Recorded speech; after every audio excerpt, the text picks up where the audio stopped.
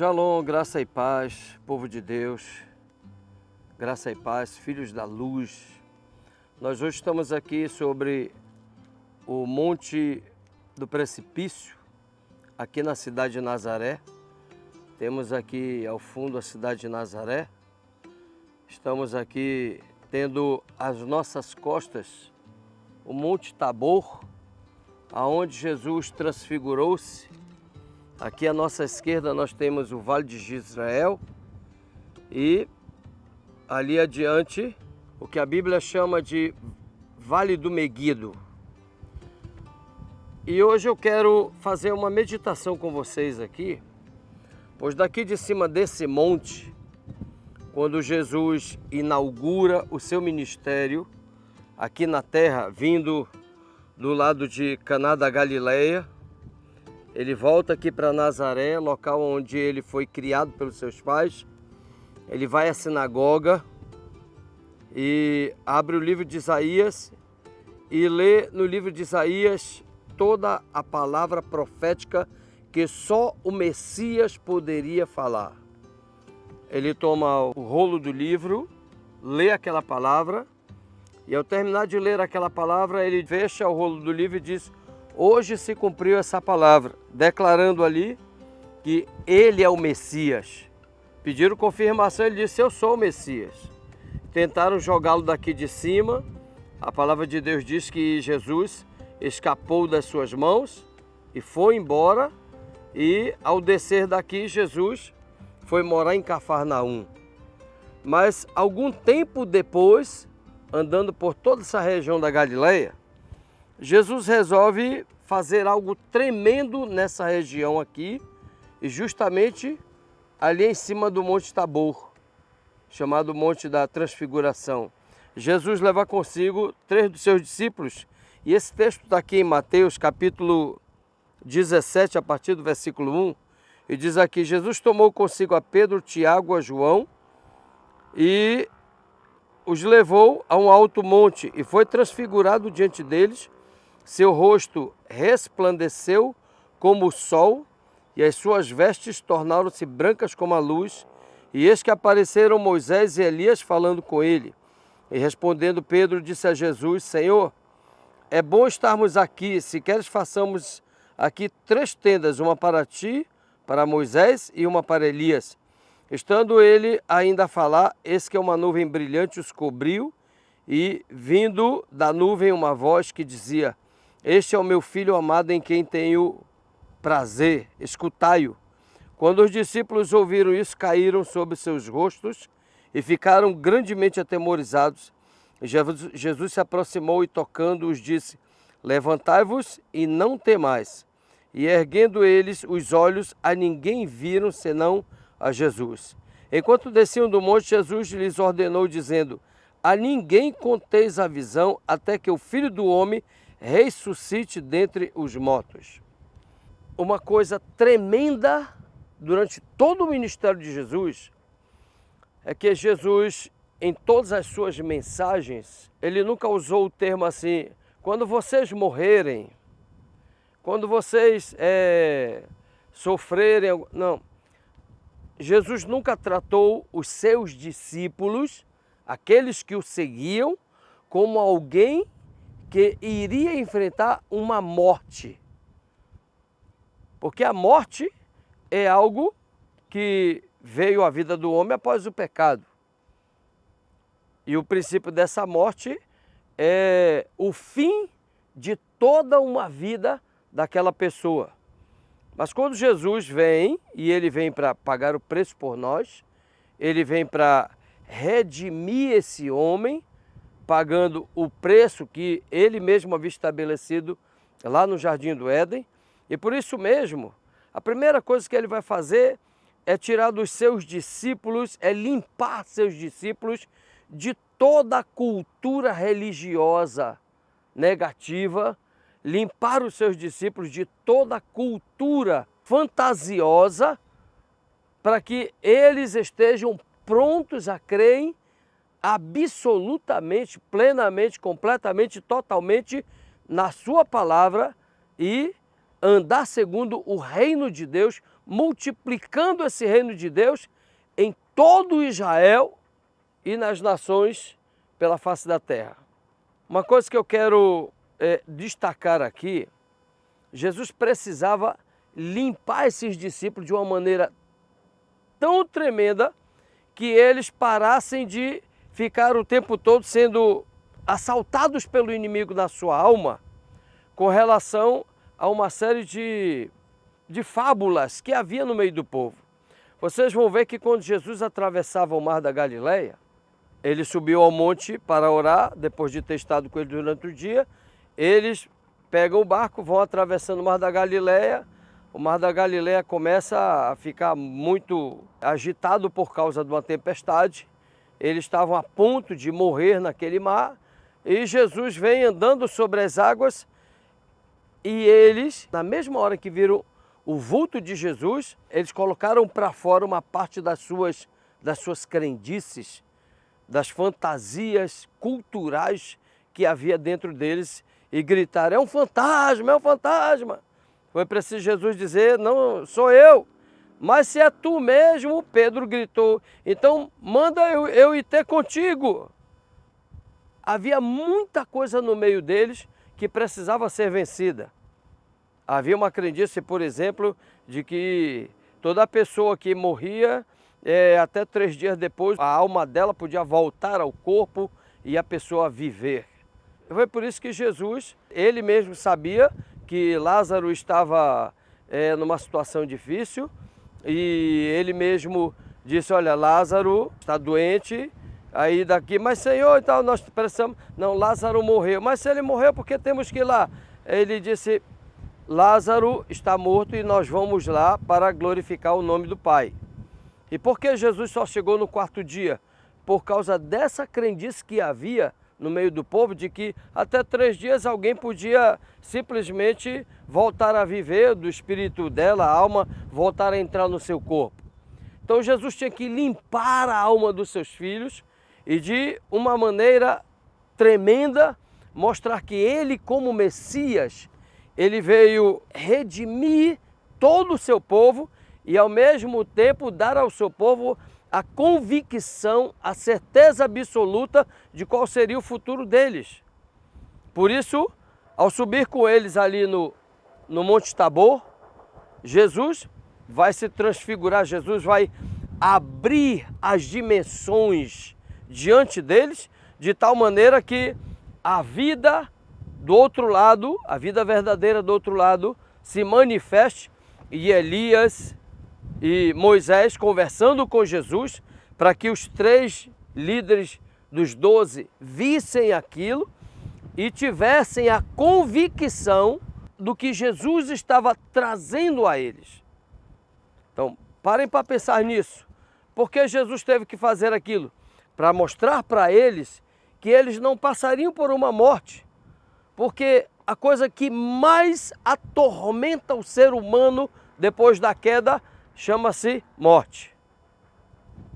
Isso é o tormento de todo ser humano, inclusive de muito crente que não tem a convicção, ou mesmo crendo assim que ele vai ser salvo e tal, mas a morte se aproxima, ele está com uma doença, já começa a ficar com medo de morrer, e aí o pavor bate, e a situação, são pouquíssimos que sabem assim: não está chegando a minha hora, eu já sei que eu já vou encontrar com o meu mestre. Você vai morrer? Não, não vou morrer, eu vou entrar na vida. E o que Jesus fez depois que Jesus se transfigurou diante deles?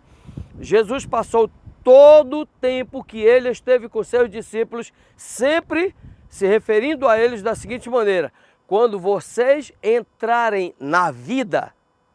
Por que quando vocês entrarem na vida?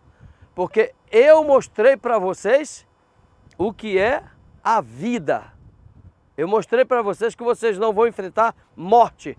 Vocês só vão sair desse corpo e vocês vão entrar na vida. Daí para frente, Jesus diz para eles assim: não contem nada para os demais, esperem um tempo. Por quê?